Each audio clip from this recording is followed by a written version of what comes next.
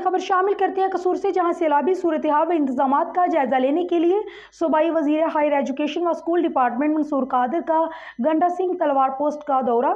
चौधरी मोहम्मद अकरम हनी फरांग की रिपोर्ट। सूबाई वजीर ने कमालपुरा, हकूवाला बंद, रजीवाला समेत दीगर देहातों में सैलाबी सूरत हाल का जायजा लिया। सूबाई वजीर पंजाब ने सैलाबी सूरत हाल रेस्क्यू रिलीफ सरगर्मियों का जायजा लिया। डिप्टी कमिश्नर मोहम्मद अरशद भट्टी ने सैलाबी सूरत हाल व रिलीफ कार्रवाई के बारे ब्रीफिंग दी। दरिया सतलुज में पानी का बहाव 1,15,000 क्यूसेक है। सूबाई वजीर ने तलवार पोस्ट पर कायम रिलीफ कैंपस में सहूलियात का जायजा लिया। सूबाई वजीर ने मोबाइल अस्पताल में तिबी सहूलियात को चेक किया और गवर्नमेंट हाई स्कूल शेखपुरा 9 में कायम रिलीफ कैंप का दौरा करके वहां पर सहूलियात को भी चेक किया। रिलीफ कैंप में मुकीम सैलाब मुतासरीन से मुलाकात करने के दौरान उनसे सहूलियात के बारे दरियाफ्त किया।